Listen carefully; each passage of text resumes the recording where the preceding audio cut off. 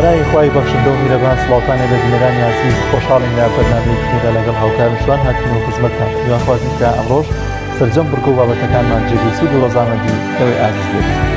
زۆرسپاس بەناوی خی گەورە و میرەبان ئازانم سڵاتان لەبێ و ڕۆژتان باش، هیوای تەندروستێکی باش، سەلامەت بن، بەرساڵ بن لە شوێنەکان.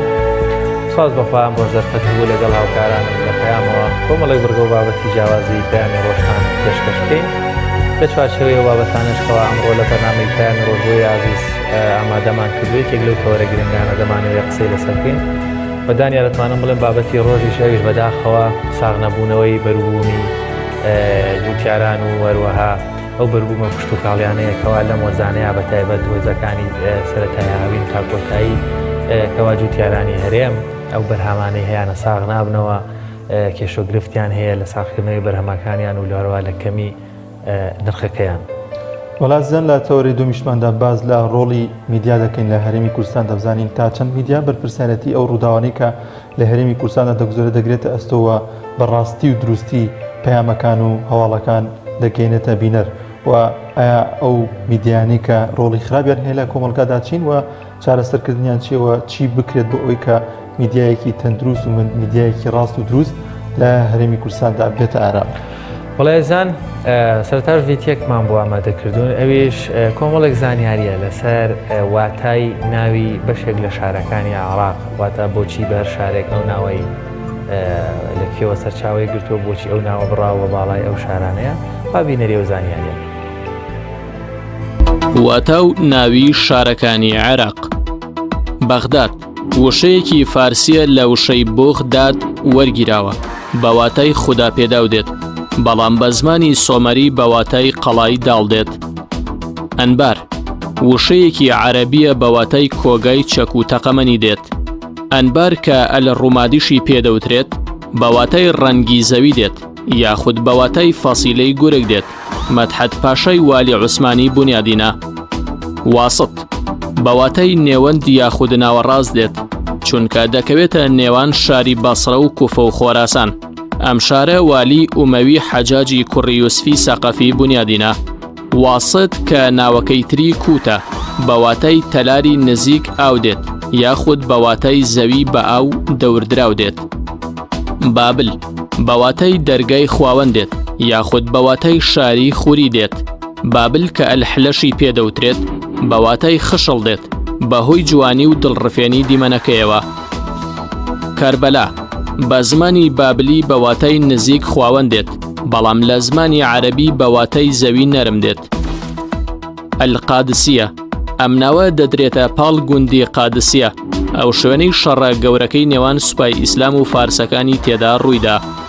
ئەلقادسیە کە ئەلدیوانیەشی پێدەوترێت بە واتای شوێنی میوانداری دێت. ئەو کەسەی ئەم شارەی بنیادنا ناوی حەمد ئەلحەموود خەزعەلی بوو. نەجەف بە واتای زەویە بەرزەکان دێت، واتە ئەو شوێنەی ئاو دایناپۆشێ. زیقار بە واتای کانی ئاوی سازگار دێت، ئەم ناوە دەدرێتە پاڵ ئەو شوێنەی جەنگی زیقاری لێ ڕوویداوە. زیقار ناسریەشی پێدەوترێت، ئەلناسریە واتە دەدرێتە پاڵ ناسر ئەلشەیقەر، ئەو کەسەی ئەو شاری دروست کرد لە ساڵی 1870 زاینی. میسان ئەم ناوە دەدرێتە پاڵ شانشینی کۆنی سەلوقیەکان، بە زمانی ئارامی بە واتای ئاوی بۆگەن یاخود ئاوی زۆنگاو دێت. میسان کە ئەلعەمارەشی پێدەوترێت دەدرێتە پاڵ ئەو کەسەی ئەو شارەی دروست کرد، ئەویش ناوی ئەلعەمارەتل بەغدادی بوو. سەماوە بە واتای زەوی تەخت دێت. سەماوە کە ئەلموسەناشی پێدەوترێت، ئەم ناوە دەدرێتە پاڵ سەرکردەی عەرەبی ئەلموثەنە ئیبن حارث الشەیبانی. بەسرە لە زمانی عەرەبی بە واتای بەردی سپی دێت، بەڵام لە زمانی کلدانی بە واتای دەرگای بیابان دێت. دیالە لە زمانی سۆمەری لە وشەی دیلاز وەرگیراوە کە بە واتای ڕووبار دێت. دیالە کە ناوەکەی تریشی باعقوبەیە، لە زمانی ئارامی بە واتای پشووی کاروانچیەکان دێت، هەروەها بە واتای پشووی پاسەوانەکانیش دێت. سەلاحەدین دەدرێتە پاڵ سەرکردە سەلاحەدینی ئەیوبی. سەلاحەدین کە تکریتیشی پێدەوترێت لە زمانی ئەکەدی بە واتای قەڵای پتە و مەحکەم دێت، بەڵام لە زمانی فارسی بە واتای ئافرەتی خاوەنی یەک مەمک دێت. کەرکووک لە زمانی سریانی بەواتای قەڵا دێت، بە زمانی سۆمەری بەواتای ئاگری گڕگرتوو دێت. کەرکووک کە ئەلتەئمیمیشی پێدەوترێت بەواتای خۆماڵیکردن دێت. مووسڵ بەواتای زەوی پێکەوە بەستراو لە نێوان عێراق و شام دێت. مووسڵ کە نەینەواشی پێدەوترێت وشەیەکی ئاشووریە بەواتای خواوەندی ماسی دێت.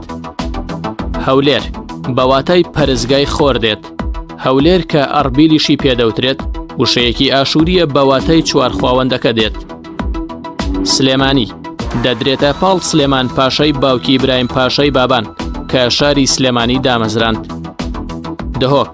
لە زمانی کوردی بەواتای دوو هێلکە دێت. ئەمە ژواتایەکی مەجازی هەیە، مەبەزلەی ئەو دوو چیایە کە شاری دهۆک دەکەوێتە نێوانیانەوە. هەڵەبجە ڕایجیاواز لە سەر ناوی هەڵەبجە هەیە.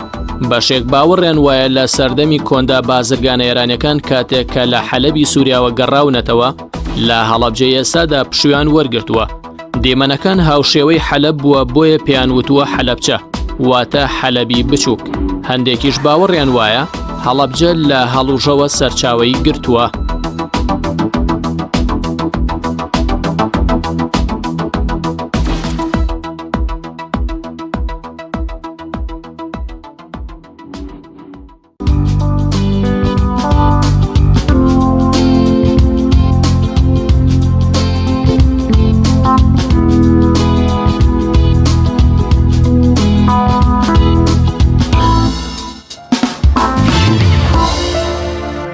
بەڵازان لە تەورەکەمانە دەچین لای گرفتی جوتیاران و هۆکاری ساختنەبوونی بەرهەمەکانیان. وەک دەزانن دوێنێ بەشێک لە جوتیاران لە شاری هەولێر خۆپشاندانیان ئەنجامدا و بەشێک لە بەرهەمەکانیان لە شەقامەکاندا فرەدا، ئەویش بەهۆی ناڕزایی و نەبوونی پلانێکە حکوومەت بۆیان دابنێت کە بتوان بەرهەمەکانیان ساغ بخرێتەوە و لە بازاڕەکاندا بفرۆشە. بۆ قسەکردن لەسەر ئەم بابەتە میوانێکمان لە هەولێرەوە ئامادەیش زۆر بەڕێز دکتۆر خاڵزگەردی بەڕێوەبەری پێشی کوشت و کاڵ و وەزارەتی سەرچاوەیەکانی هەرێمی کوردستان. کاک دکتۆر سڵای خوات لێبێت، سپاس کە میوانی بەرنامەکەمان بوویت. سڵاو لە جەنابیشتان، زۆر سپاس بۆ میوانداریتان. کاک دکتۆر هۆکاری ساختنەبوونەوەی بەرهەمە کوشت و کاڵەکان چین و ئایا حکوومەت هەرێمی کوردستان پلانێکی هەیە کە بتوانێت بەرهەمی جوتیاران لە بازاڕەکاندا ساغ بکرێتەوە؟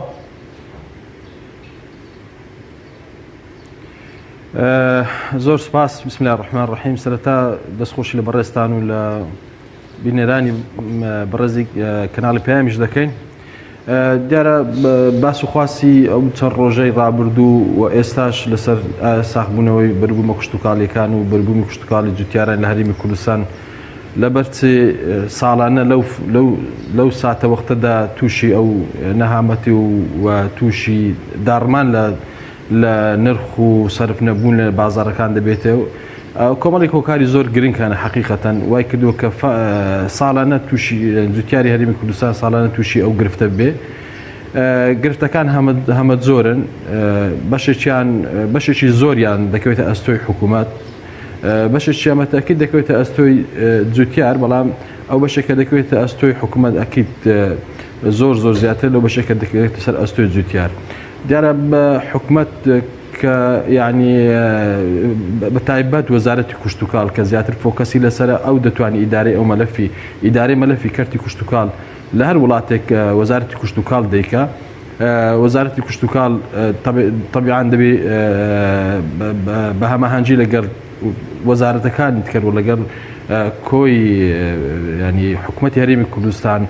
گرنگی بۆ بابەتە بدە و تەنزیمی کەرتی کوشت و کاڵ بکە لە هەرێم. دیارە تاکو ئێستا هەرێمی کوردستان حەقیقەتەن لەو بابەتە لە بابەتی بە بازارکردنی بەربوومە کوشت و کاڵیەکان نەیتوانیوە بە شێوەیەکی سەرکەوتوو نەجاحەت بینی بتوانانی بەربوومی کوشت و کاڵی جوتیارانی هەرێمی کوردستان لە کاتی پێگەیشتنی بە بازار بکە و نەکە کە جوتیار دەسارد بێ و نەکە کە جوتیار فعلەن لە زەرەردا بێ. زۆر باشە کاک دکتۆر، لێرە گرفتێکی تر دێتە پێشەوە. دەبینی ساڵانە لە مانگەکانی با بڵین 6 و 7 و 8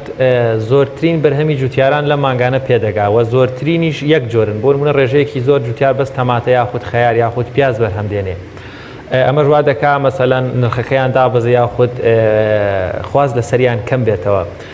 یعنی ئێوە ئەگەر قسەمان بۆ بکەی لەسەر ئەم بابەتە بۆچی وەزارەتی کشت و کاڵ یاخود بۆچی پلانێکی وانی یاخود ئایا دەکرێت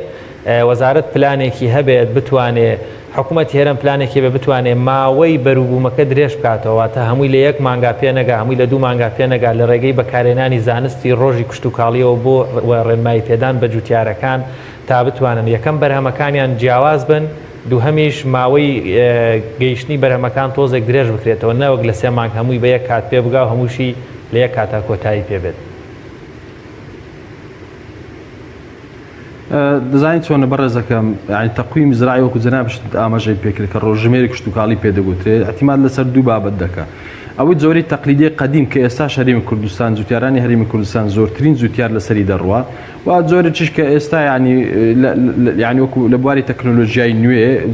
لە وڵاتان زیاتر احتیمامی پێ دەدرێت کە ڕێگای جیاواز دیتراوەتە بۆی کە هەم زۆری بەروبوومەکان زیاتر بکرێت هەم ماوەی بوونی بەروبوومەکە زۆر درێژ بکرێتەوە. ئەوەی کە لە هەرێمی کوردستان زیاتر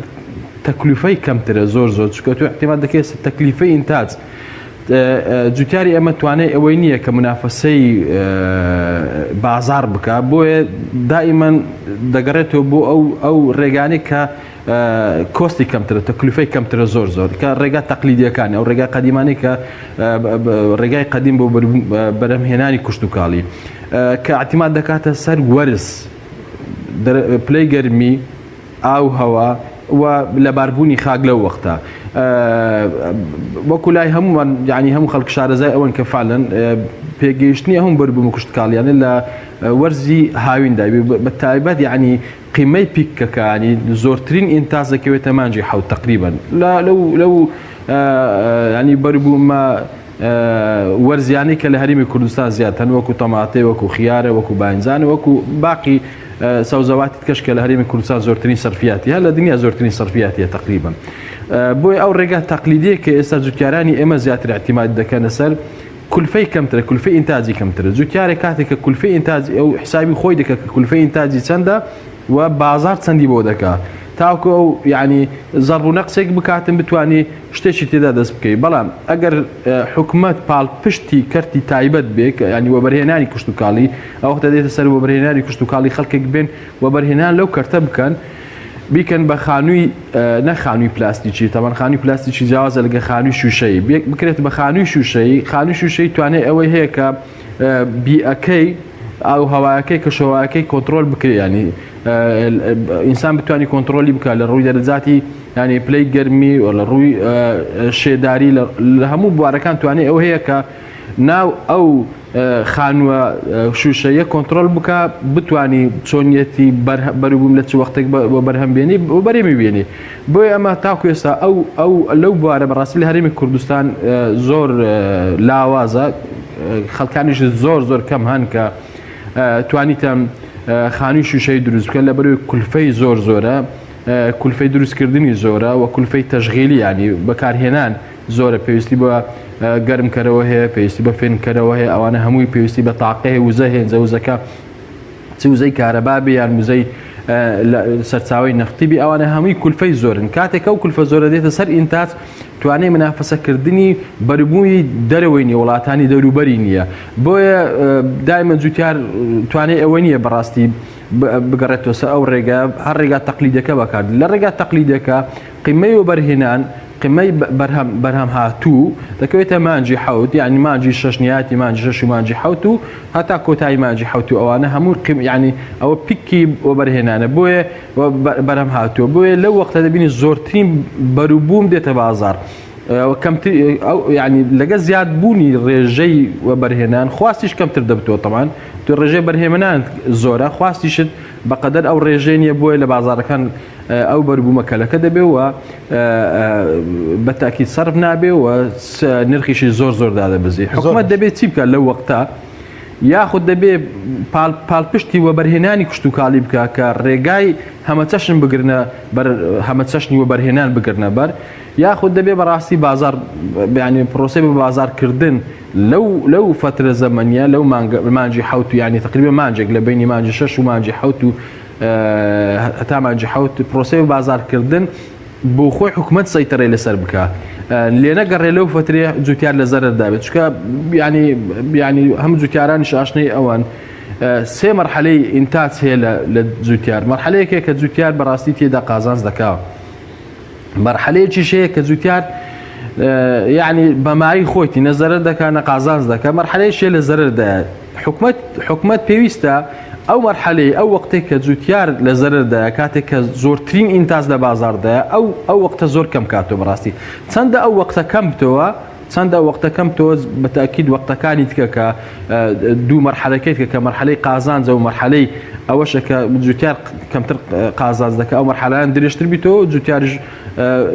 بەتاکید بەردەوام لە ئەو وەختە دەست گەرمتر دەبێت زەویەکانی زیاتر بۆ بەرهێنانی کشتتوکالی لەسەر دەکرێت و زارێریژ ناکەم زۆر باشە کاک دکتۆر بۆچی ڕێنمایی نادرێت بە جوتیاران لەلایەن وەزارەتی کشتتوکاڵەوە کە بۆ نموترێت فلانە بەرهەم بچێنن لە جۆری تەماتە ئەم جۆرە بچێنن لە کاتێکدا وەزیری کشتتوکاڵ دێتە سەرخەت و دەڵێ ئەو جۆرەی کە ئەو جۆرە تەماتی کە جوتیارە ناشتیانە بە کەڵکی دۆشایی تەماتە نایەت بۆچی پێشوەخت پێشەوەی کە ئەو بەرهەم بێنرێت بۆ ڕێنمایی نەدراوە بە جوتیاران کە فلانەشت بچێن کە پێویستی بازارە یاخود فلانە جۆر بچێن کە ئەمە پێویستە و بوون لە تەماتی ئەم جۆرە باشە بۆ دۆشایی تەماتە بۆ ئەم ڕێنمایانە نادرێتە جوتیاران زانیت چۆنە کەرتی کشتتوکاڵ کەرتێکی فراوانە بەڕاستی ینی خەڵکێکی زۆر ینی تەسەور کە 130 کۆمەلگای ئێستا هەر لە هەرێمی کوردستان مەشغولی کەرتی کشتتوکاڵە ئەوەی کە وەبەرهێنی کشتتوکاڵ جا چ جوتیارێکی کە لە دۆنمێک زەوی کشتتوکاڵ بکە چ جوتیارێک کە بە سەدان دۆنم زەوی کشتتوکاڵی هەبی وە چ ئەوانەی کە لە عەلوەکان کار دەکەن چ ئەوانەی کە دوکاندارن چ ئەوانەی کە ینی بەروبیم کشتتوکاڵی دەگوازنەوە ئەوانە هەمووی ینی خەڵکانیشی زۆر لە هەرێمی کوردستان مەشغولی ئەو کارن کە کارێکە حەقیقەتەن جێگای احتیمامێکی زۆرە لەک طبعا لە هەرێمی کوردستان و بەجیا لە وڵاتان جێگای احتیمامێکی زۆرە تەنزیم کراوە چۆنێتی تەنزیمکردنی ئەو کەرتە بەتەنیا لە ڕێ حکوومەت نابێ بەڕاستی لە وڵاتان کۆمەڵی تایبەت هەیە بۆ هەر وەبەرهێنە ینی هەر بەروبوومێکی کشتتوکاڵی هەر بە بەروبوومێکی کشتتوکاڵی کۆمەڵی تایبەتن مەثەن ئێستا ئەمە کۆمەڵی خان و پلاستیکیەکانمان هەن کە بەڕاستی کۆمەڵێکی چالاکە بەڵام پێویستی بەوەی هەیە کە زیاتر احتیمام پێ بدرێت زیاتر ینی تەنزیمی کارەکانی بکرێت و زیاتر تەنسیق لەگە حکوومەت بکە بێجگەلەوەی کۆمەڵی مەثەن چاندنی پەتاتە کۆمەڵی چاندنی تۆماتە و ئیلا ئاخری ئەوانە ئەو کۆمەڵانە توانای ئەویان هەیە حکوومەت لە ڕێگەی ئەو کۆمەڵانە دەتوانێت کە تەنزیمی ئەو کەرتە بکە لۆی بتوانێت بڵێ کاکە چ جۆرە بەروبوومێک لەو ساڵ بچیندرێ ڕێژەکەی چەند بێ ئەوە بەدەبێت بە تەنسیق لەگەر ڕێکخراوە ناحکومیەکان یان کۆمەڵەکان بکرێ لە هەرێمی کوردستانیش بەڕاستی ڕۆلی کۆمەڵەکان ڕۆڵێکی زۆر لاوازە حکوومەت تاکو ئێستا نەیتوانیوە کۆمەڵی تایبەت بە بەرهەمی جیاجای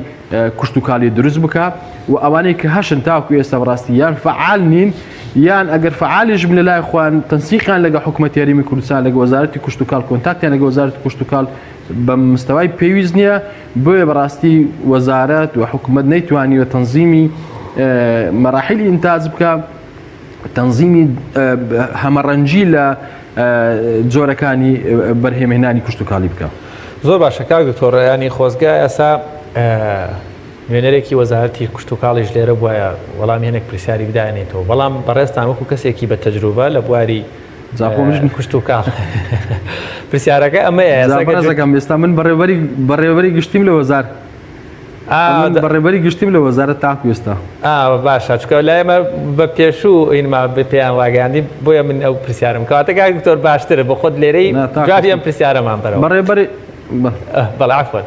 ئەگە ئێستا با بڵین جوتیارێک گوێی لە قسەکە تەمسیلی وەزارەت ئێستا عەفوم فەرموو دکتۆر فەرموو عفوم کە ئێستا تەمسیلی وەزارەت ناکەم ئەگەدار بم ئێستا تەمسیلی وەزارەت ناکەم بڵێ وەڵام من جوابی ڕسمی وەزارەتت دەمە وتەبێژ وەزارەت وتەبێژی تایبەتی خۆی هەیە و بەڕێوەری گشتی تایبەتی پارێزگاکان هەن ئەوان دەتوانن بەڕاستی زۆر باش ینی لە ڕووی بەرپرسیارەتی ئەوان بەرپرسیارەتی زیاتریان هەیە لە جوابدانی و بازێ ئەسیلە بێگومان کەواتە ئێستا ئەگەر با بڵێن بەڕێستان وەکو کەسێکی بە تەجروبە ئەزمونت لەو بارە هەیە مەسەڵەن ئەگەر ڕێنمایی یاخود ئەو بۆچوونانەی بەڕێستان هەتانە بۆ چارەسەرکردنی ئەم بابەتانە ئەگەر من پرسیارێک دەکەم ئەگەر بە خاڵبەندی بتوانی بۆی مەسەڵەن هەریژان جوتیارانیش ئەزمون لەو لە فەرمایشتەکانی جەنابەت وەربگرن کاک دکتۆر ئێساکە چارە چییە؟ یعنی یەکسەگەر جوتیارێک گوێ لە گفتوگەکەی ئێمە بەڕێستان بێ ینی دەڵێ هەموو ساڵێکەواتەم هەر دووبارە بێتەوە و حکوومەت پلانی نییە ئەوانە ڕەنگە ینی بەجددی حکوومەت دەبێت چی بکات لە نزیکترین کات هەر هیچ بە چەند قۆناقیان بە چەند مەرحەلەیەک بەشێک لەم گرفتانە چارەسەر کات دەبینی ساڵانە لە بەروبوومی شووتی گرفت دروزەبێت لە تەماتە لە خەیار لە بەروبوومەکانی تری وەکو کوولەکە و باینجان و تەنانەت پەتاتەش کە هێشتا خواستێکی زۆری لەسرە. یعنی چارە چییە؟ هەموو ساڵ هەرە بێمە دووبارە بێت و جوتیاران ببنە قوربانی حکوومەتیش بڵێ وڵا پێمان ناخۆش و داوای لە برود نەکەین و وەزیر بڵێ وڵا ڕاستەکەن و ئەی ینی باشە ئۆکەی ڕاستەکەن و پێی ناخۆشە ینی ئەی حەلەکە چییە؟ ینی بۆ ئەمە کۆتایی نایەت؟ بەڵێ بەڕاستی یعنی عملی بە بازارکردن کە پرۆسێکی زۆر گرنگە لە بەرهێمێنانی کوشتتوکاڵی وە گرنگترین فەقەرەی ینی پاڵپشتی جوتیارە گەر سۆگەری ئەوەی بکە کە بازاری هەبێ بازاری بۆ بەربوومی کوشتتوکاڵی هەبێ توانێت ئەوەی هەیە کە ساڵانی داهات و زیاتر دەستگەرمتر بێ ینی بەربوومەکانی هەمە چەشنتن کا و زیاتریشکە هەم لە ڕووی کوالیتی و هەم لە ڕووی کوانتیتیشیان لە ڕووی جۆری و لە ڕووی عەدەدیشەوە. بەڵام ینی ئەوەی کە تاکوی ئێستا هەیە حکوومەتی هەرێمی کوردستان بەڕاستی ئەولەویەتی کاری بەرامبەر کەرتی کوشتتوکاڵی کە ساڵانە چەند ساڵێک لەوە بەریانی حکوومەت ئیدعایەوەی کردووە کە ئەولەویەتی کاری کەرتی کوشتتوکاڵ دەبێ و گرنگی بە کەرتی کوشتتوکاڵ دەبڕاستی لە ڕووی واقع هیچ زۆر احتیمامێک بە وەزارەتی کوشتتوکاڵ نەبیندراوە. ینی حکوومەت مجرد کەرتی کوشتتوکاڵ بە وەزارەتێک بە وەزارەتی ڕاستپاردووە بەبێ احتیمام بە وەزارەتەکەی بدا بەبێ احتیمام بە کەرتەکەی بدا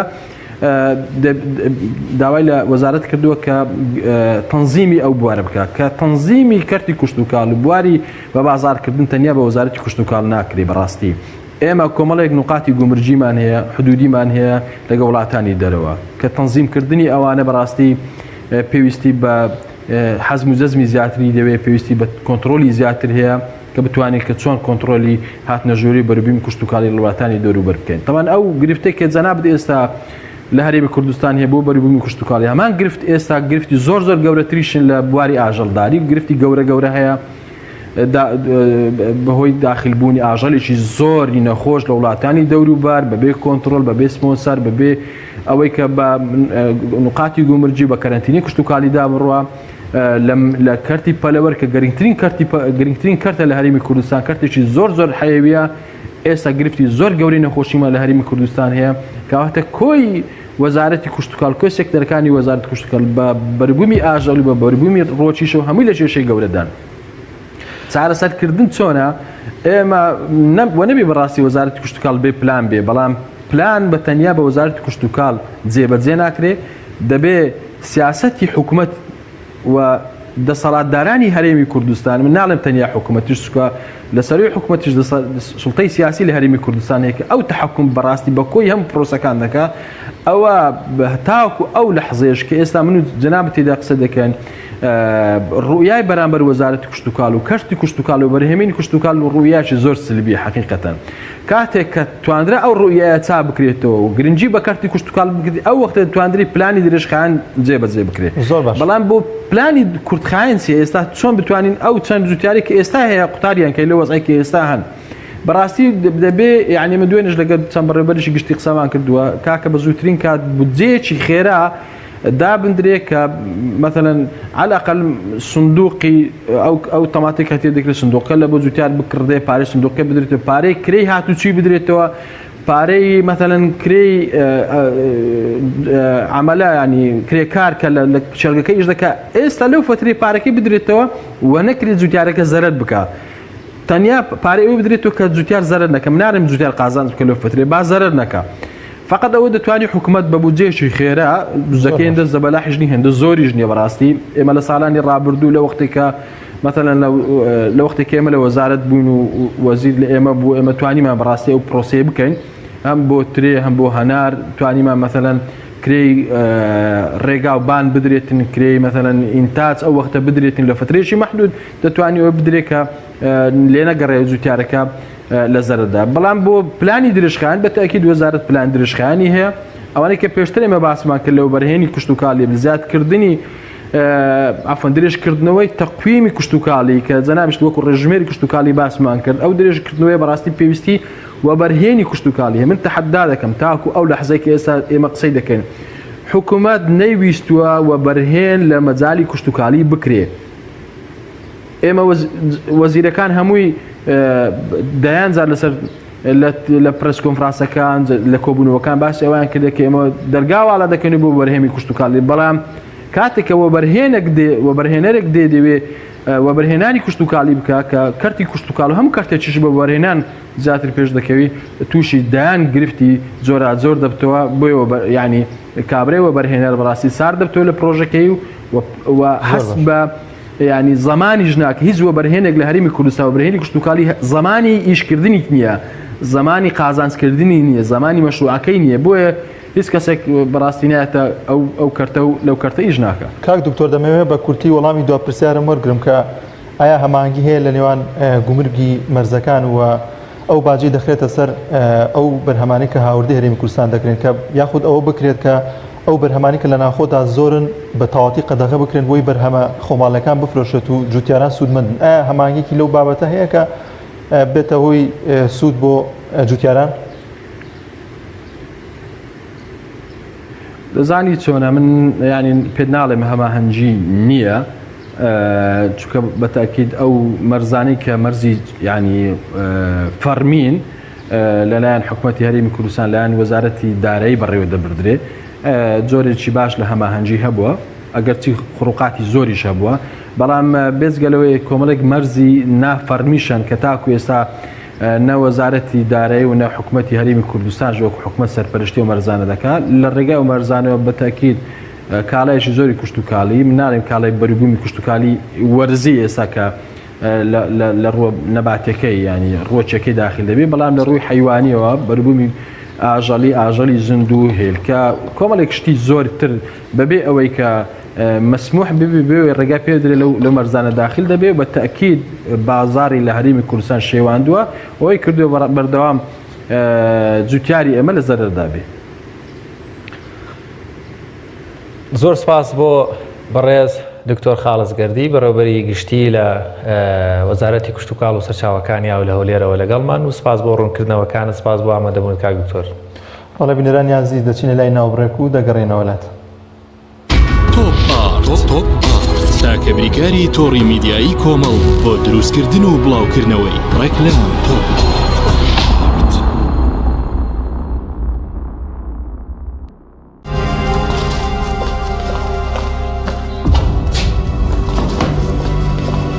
فرم دايشة وي دسل وازي لبن او باراكا راسك باراكا تبابي توغنا تبي بسيطة شير نبي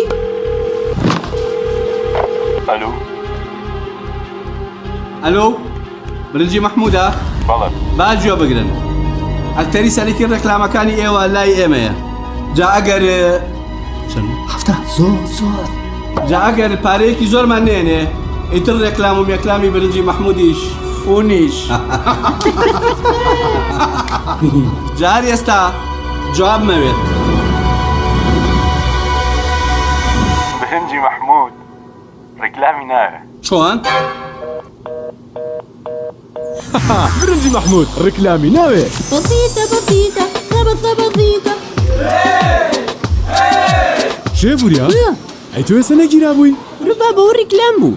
ئایا ئەزانیت ئێمە پێشەنگ بووین لە داونلۆدی بێ سنوور و لە خێراییدا کە لە ناو شار و دەرەوەی شاری سنووری پارێزگای سلێمانی بەربڵاوترینین. ئێمە فانسینێتین بەردەوامین لە خزمەت گوزاری ناوازەکانی ئینتەرنێت و نرخی گونجاوی ئۆفەرەکانمان تۆی خاوەنکار و کافێ و ڕێستۆرانتەکانیش دەتوانن سوودمەند بن لە خێرایی و خزمەت گوزارەکانمان بەڕادەیەک کە ببنەجێ ڕەزامەندی کڕیارەکانتان بەهۆی خێرایی ئینتەرنێتەکەت لە بەکارهێنانی یاری ئەلکترۆنیەکان و سەرجەم ئەو ئامێرانەی کە ئینتەرنێتیان پێویستە. فانسینێت هەمیشە ئینتەرنێتی بێسنوور ژماری تەلەفۆن 070 224 75 74 یان 050 194 36 37. ئاسوودەیی دایکان ئەو کاتەیە کە لە ئاسوودەیی مناڵەکانیان دڵنیابن. بۆ ئەوەی ماڵ هەمیشە زەردەخەنەی لێ ببارێ، ئەبێ جگەر گۆشەکانمان دایبیەکانیان لە باشترینەکان بێ. دڵنیابین لە خەوی قوڵ و ئارامی مناڵەکانمان.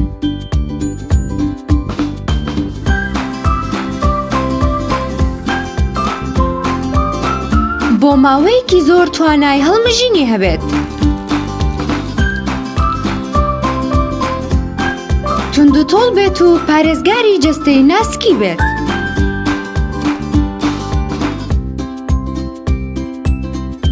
مناڵەکەم داهاتوومە، بۆیە باشترینەکانی بۆ بەکارهێنم. لەمساش باشترینە. لەمسا دڵنیایی ماڵەکانمانە. خۆشی بێتشی بێ لە هەفتەیەکە زۆرترین خواردن بخۆین برنجە. جا چ برنجێک؟ برنجێک لە تام و بۆن جیاواز بێت و دەنکەکەی درێژ بێت. ئەوە قسەی من نییە، بەڵکو زۆربەی شێفە شارەزاکانی ناو چێشتخانە وا دەڵێن.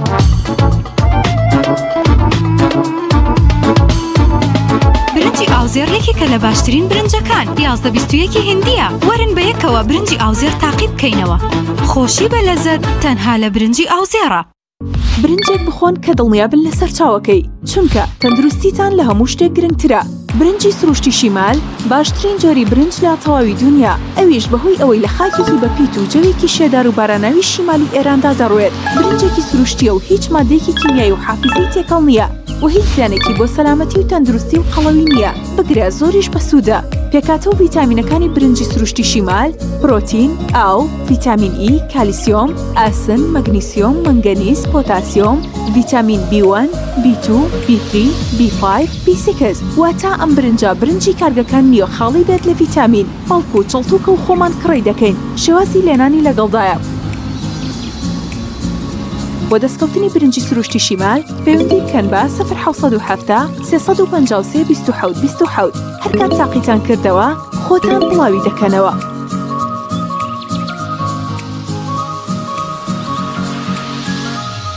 تۆپ ئارت تاکە بریکاری تۆڕی میدیایی کۆمەڵ بۆ دروستکردن و بڵاوکردنەوەی ڕێکلام تۆپ.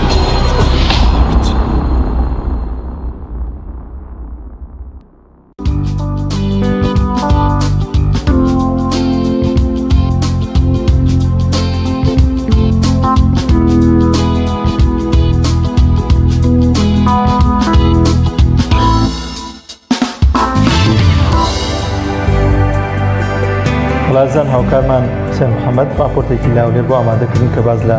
ڕاهێنەرێکی وەرزشی قسە خۆش دەکات کە بۆتە جێگەی سەرنجی هەموو وەرزشاوانە لە ئەولێردا پێکەوە بینەری و راپۆرتە دەبێت. پێم بێت راپۆرتێکی تریشمان هەیە، ئەویش دروستکردنی بنێشتی کوردی ئەگەر هەڵە نەبندانیان ئەمەیان حازرە بارە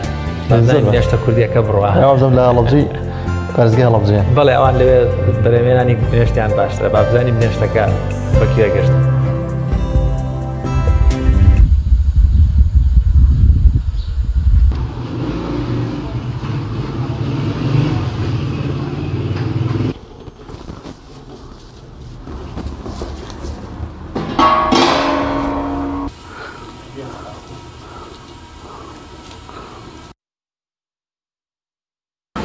من ناوم سەلاح قادر بۆینی،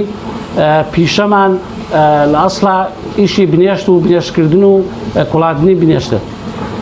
ئێمە دوایەوەی بنێشتەکە بڵێن لە شاخ بەرهەمەیەنێت وەکرێتە تەنەکە و ئەیهێنینەوە بۆ ئێرە. لێرە جارێکی تر ئەبێ بەو شێوازە بیپاڵینەوە، نەک چاوڵێکی دارێشتی چیرکەی شتێکی کەیتیان کە پاڵەتمان لێرە ئاگرێکی تیژیەکەی ئەبێ ئاگایشمان لێبێت کە ئەو مەنجەڵە کە بنێشتەکەی تیاکڵین ئاگرەکە نزیکی نەبێت، لەبەرەوە کە کوورەم بۆ کردووە من، لەبەرەوە گەر وەکو ئەوە بڵێن غازاتی هەیە و گڕەگرێت، ئەبێ زۆر حساسە و ئاگاو لێبێت. دوای ئەوەی کە بنێشتەکەی خێتە سەر نزیکەی بۆ ماوەی بڵێن تەنەکەی بنێشت تەنەکەیە کەمتر ئاوی تێ دەکەیت. ئەم بنێشتە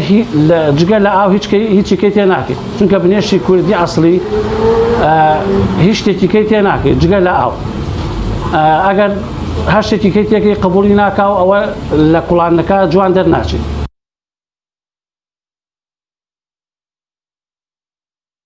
ئەبێ ئێمە ئەم بنێشتە بڵێن تێستی کرد بە ئەم دارە تێستێکەی چەند جارێکە تێستیکەی لەبەر بزانانی ئەم بنێشتە کاتەوەی هاتووە بەکاربێ بۆ جوینیان نا چونکە ئەگەر ئەم بنێشتە نەرمە بۆ نمونە ئەوەی کرد سەبرگار تۆ ئەقڵێ ڕەقم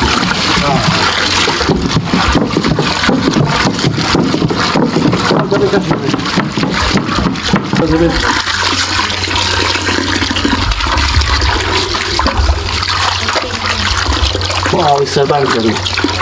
ئاوی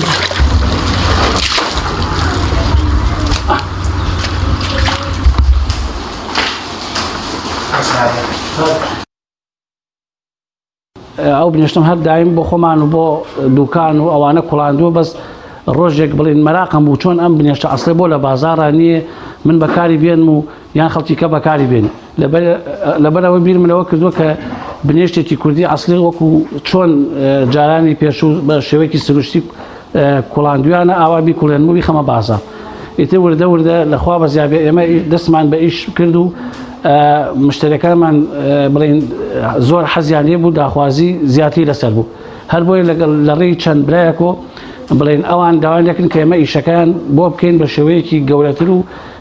چاکتر و ئیشی جوملە و فراوانتری بکەین ئیشەکە و لەخوا بە زیابێ ئێستا ئێمە ئەو ئیشەمان دەست پێ کردووە و خەڵک زۆر لێ ڕازیە و خەڵک حەزی لەو بنێشتە کوردیە ئەسڵیە و ڕۆژ بە ڕۆژ داخوازی لەسەر زیاترە وڵا لەخوا بەزیاد کە دوای ئەوەی بڵین لە کوردستانە ئێستا بنێشتەکەمان ناسراوە کە کارگەی دەستی بنێشتی کوردی بووین لە ڕێی بڵێن چەند برایەک لە وڵاتانی ئەوروپا و هەتا ئەمریکا و ئەوانە لە بڵین خواستیان هەیە بۆ ئەم بنێشتەی ئەمە کایبەن خەڵکی کەی خوا زۆر داوای ئەکەن و زۆر تامەزوی ئەو بنێشتن و بۆیان دەرەکەوێت کە ئەمە بنێشتێکی ئەسڵی کوردیە و بۆیان ڕەوانە ئەکەنیان ئەوە تا خۆیان کەسێک گەنێرن بنێشتەکان تەسلیمەکەن.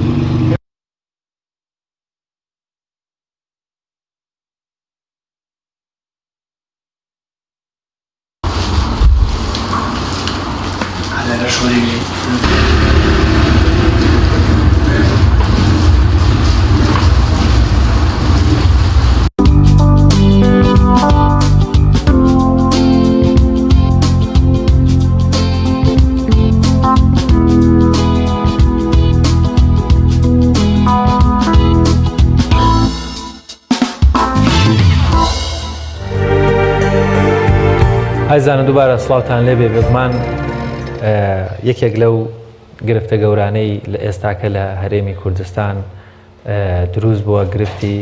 میدیایە میدیا چۆن مامەڵە لەگەڵ ئەم بارەدۆخە بکات بارەدۆخی بڵاوبوونەوەی نەخۆشی بارەدۆخی خراپی باری دارایی بارەدۆخی کێشەی کۆمەڵایەتەکان بارەدۆخی سیاست بە جۆرێک دەتوانین بڵین کۆمەڵێک کێشە و گرفت کۆمەڵێک معانات دروست بووە کە ئەمانەش هەر یەکێکیان بە جۆرێک لەسەر کۆمەلگا کاریگەری هەیە هەرکێکیان بە جۆرێک وای کردووەکەوە کۆمەلگا بە ئاقارێکا بڕێت ئێمە دەمانوێت بڕۆ قسە لەسەر ئەوە بکەین ئەو کێشە و گرفتانە کە هەن یان ئەو بابەتانەی کە بابەتی ڕۆژن میدیا لە هەرێمی کوردستان تا چەند هەست بە بەرپرسیارەتیەکە تا چەند مامەڵە بەرپرسیارانە مامەڵە لەگەڵ ئەم کەیسە سیاسی و ئاووری و تەندروستی و کۆمەڵایەتیانە دەکات تا چەندێک بووەتە هۆکاری هێوەرکردنەوە و گەیاندنی ڕاستیەکان تا چەندێک بە مەرامی شخصی و تیجاری وەروە تێکدانی ئاسایشی کۆمەڵایەتی بەکاردێت یان بپرسین گرفتەکانی میدیا لە ئێستا لە هەرێمی کوردستانە چین ئاستی بەرپرسیارەتی و مامەڵەی میدیا بە تەواوی سێکتەرە جیاوازەکانی میدیاوە لە تەلەڤیزیۆن و لە ڕۆژنامە و لە سۆسیال میدیاکان و لە هەموو ڕێگا وەسیلەکانی گەیاندنەوە بۆ قسەکردن لەسەر ڕۆڵی میدیا و بەرپرسیارەتی میدیا لەم قۆناغی ئێستای هەرێمی کوردستان میوانداری بەڕێز مامۆستا کاروان عەبدوڵڵا هەورامیمان کردووە مامۆستا زۆر زۆر بەخێر بێن مامۆستاگەلەوە دەست پێکەم بەڕێستان هەر وەکو ئەکادیمیەک لە ناوباری میدیا و ڕاگەاندن وەکو ڕۆژنامە نووسێکیش بە فعلی دیسان و هەر لە ناوبارەکەی ئەم بارودۆخی ئێستا لە هەرێمی کوردستانە هەیە بەو هەموو بابەتە جیاوازانەی کە هەن تا چەندێک میدیای کوردی لە ئاست بەرپرسیارەتی میدیاییە بووە لە هەمبەر گەیاندنی زانیاریەکان. بەڵام دیارە ئەو بارودۆخی کە بەسەر میدیایە هاتووە زۆر جیاواز و بەرفراوانتر لەو بارودۆخانی بەسەر هەر دامەزراوەیەکترە هاتووە، چ لە سیستەمی بەڕێوەبردنیا، چ لە سیستەمی بەکارهێنانیا، چ لە سیستەمی وەرگرتنی پەیامەکان لی. ئێمە بمانەوێ نەمانەوێ ئەو ئیدارەدانی و بەڕێوەبردننی ڕاگەیاندن جیاواز لە دامەزراوەکانی تر هەم بەڕێوەبردنی دەستگایەکە هەم بەڕێوەبردنی وەرگرانە بەگشتی. ئەمیانی دوو مەسئولیەتی گەورەی لەسرە، ینی تۆ بێ ئیدارەی کۆمەڵگاکەت بکەی بەڕێوەی بەری بە پێ و پەیامانی کاتەوە ئیداری دام و دەستگاکە. دەستگایەکی تیجاری لەوەچە بەس دامەزراوەکی خۆی بەڕێوە بە دەستگایەکی ئیداری ئاوایە، بەڵام مەسئولیەتی ڕاگەاندنەوەی کە کۆمەڵگا بەڕێوە بە. ئەم مەسئولیەتە تا چەنە؟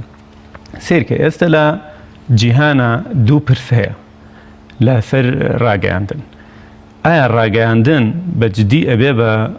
دامەزراوێکی تیجاری مامەڵەی تیجاری ئەکا و سەرمایە دەسەخە،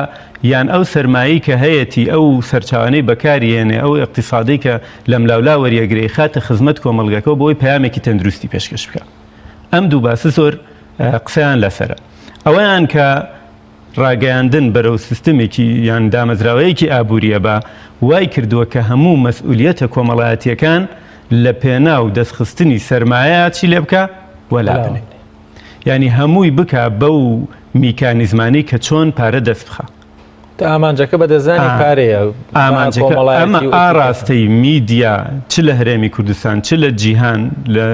لە هەندێک وڵاتی پێشکەوتووە ڕێ لەمە گیراوە بە دروستکردنی میدیای نیشتیمانی، بەڵام لە هەرێمی کوردستانە ئاراستەکە بەم شێوەیە ئاڕوە و ئەم ئاراستەیەش لە چ با بڵێن ڕێگەیەکەوە لە چ تەرەفێکەوە ڕوا. ئێمە ئێستا تیۆرێکەیە لە ڕاگەاندناکە قسەی لەسەرەکەن پێڵێن ئەڵێ بە حاکمی سەرەکی بەڕێوەبردنی میدیا و اقتصاد لە میدیایە بریتە لە تەوەجه سەرنج. ینی چی؟ ینی سەرنجی وەرگری. ئەم سەرنجە دراوە پارەیە بۆ ڕاگەاندن ئەی فرۆشێتەوە و دراوێکە کە ئەیشی فرۆشێ پارەکەی لای ئەمێنێتەوە و پارەی تریش وەرەگرێتەوە بەردەوام مامەڵی لەگەڵاکە. ئەمە تۆزە ئاڵۆز ئەگەر ئێمە لێرە باسی بکەین، بەڵام ئەسڵەکە ئەمەیە لە پێناو ئەم دراوەیە ئەم پارەیە مەسئولیەتە ئیجتیماعیەکان لەلایەن ڕاگەاندنا چی بووە؟ ون بووە. ینی من ئەمەوێ هەر چییە بکەم سەرنجی خەڵکی بۆ خۆم ڕابکێشم بە هەر چیەک بێ بە هەر جۆرێک بێ. ئەم هەوڵە وای کردووە کە چی بێ؟ مەسئولیەتەکە نەمێنێ. ینی من گرنگ نییە بەلامەوە کە ئەمە زەرری بۆ تۆ هەیە یان نییە، ئەم پەیامە زەرری بۆ تۆ هەیە یان نییە، گرنگەوەی تۆ سەرنجی من بی، تۆ ڤیوی من بکەیت، تۆ شێری من بکەیت، تۆ لایکی من بکەیت. ئەم لایک و ڤیو و شێرانە هەمووی ئەفرێشرێتەوە. ینی تۆ تەماشای پارچەیە گرتێک ڤیددیۆەکەی لە میدیای نوێیە لە دیجیتال میدیایە، ینی پارە ئەی بە خاوەنی و دیجیتال میدیایە، پارەی بە خاوەنی و دامەزراوە میدیایە بەبێ ئەوەی کە هیچ لە گیرفانی تۆ دەربچێ و ئەو پارێش کە چێتە گیرفانی ئەو هەر ئەمێنێتەوە و بەردەوامی شێتە سەری. ئەمە وای کردووە کە مەسئولیەتە ئیجتیماعیەکە نەمێنەوە، ینی مەسئولیەت لەسەر ئەعلام خۆی لای با لە پێنەوە ئەم دەستکەوتەیە. ئەوەی کە ئەمێنێتەوە کە ئایا میدیایەک لە هەرێمی کوردستانە هەیە کە ئەم مەسئولیەتە هەڵگرێ یان ئەگەر نییە بێت چی بکرێ هەڵی بگرێ. ئەمە سیستەمی میدیای نیشتیمانیە بێ دابن. پرسیارکەین ئێستا پێم وا بێەوەی یەک تۆز لەناو یەک ڕۆژ سەرنجی سۆسیال میدیا و میدیای کوردی بە هەست بەوەکە کە میدیای کوردی چەندێک بەداخەوە بەرەو تیجارەت و بۆ گیرفان پڕکردنە و